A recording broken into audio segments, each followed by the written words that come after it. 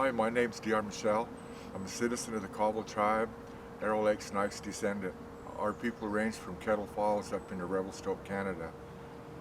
So I'm currently the executive director for the Upper Columbia United Tribes. UCUT is the Coeur d'Alene tribe, the Cobble tribe, the Kalispel tribe, the Kootenai tribe of Idaho, and the Spokane tribe of Indians. We work for nearly 15,000 tribal citizens. We manage 2 million acres of tribal lands and influence nearly 14 million acres of Aboriginal territories. The UCUT mission statement is to unite the Upper Columbia River tribes for the protection, preservation, and enhancement of treaty, executive order rights, sovereignty, culture, fish, water, wildlife, habitat, and other issues of interest and concern through a structured process of cooperation and coordination for the benefit of all people. Our mission statement is unique in that I think it talks about us as tribal people, and a lot of times these issues are talked about as tribal issues, and in truth they're all of our issues, and it's going to take all of us to correct some of these historic wrongs. One of the big projects UCUT has taken on is returning the salmon home. With the construction of Cooley Dam, it permanently blocked our salmon. We've been without those for nearly 80 years. So the Upper Columbia United Tribes have taken a phased approach to bringing the salmon home. We're currently doing phase 2 of that process, where we're looking at feasibility studies, new technologies on how to bring the salmon home, habitat studies. We've actually had some cultural releases. We've released fish above Chief Joe and Grand Coulee. First time that those waters have seen salmon in 80 years, and the purpose of that was to reconnect the fish to the waters and the people to the salmon. And it was very moving and inspirational to see the salmon swimming in the river for the first time in 80 years. And it's motivation to continue that process. So one of the main tributaries to the Columbia River is the Spokane River.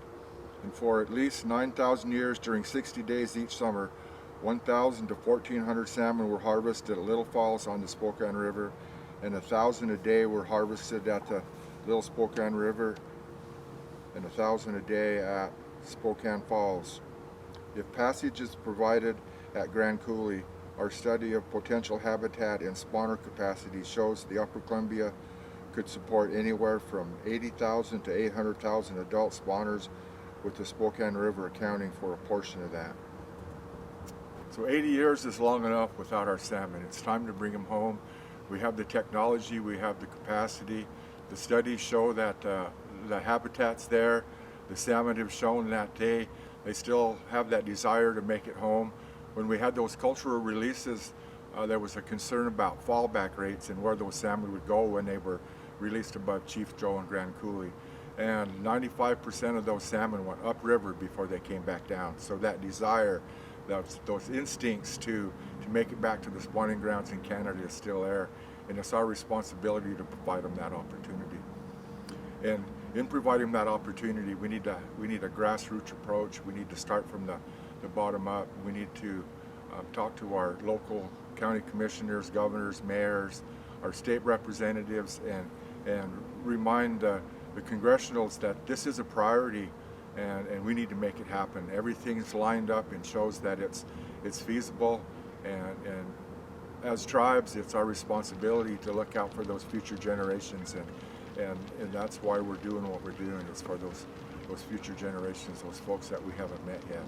And it's very important, again, to all of us. The economic benefits, the cultural benefits, just the thought of bringing those salmon home should motivate us all to make this happen. So in closing, we'd like to thank the River Keepers for this opportunity to talk about these important issues that impact all of us.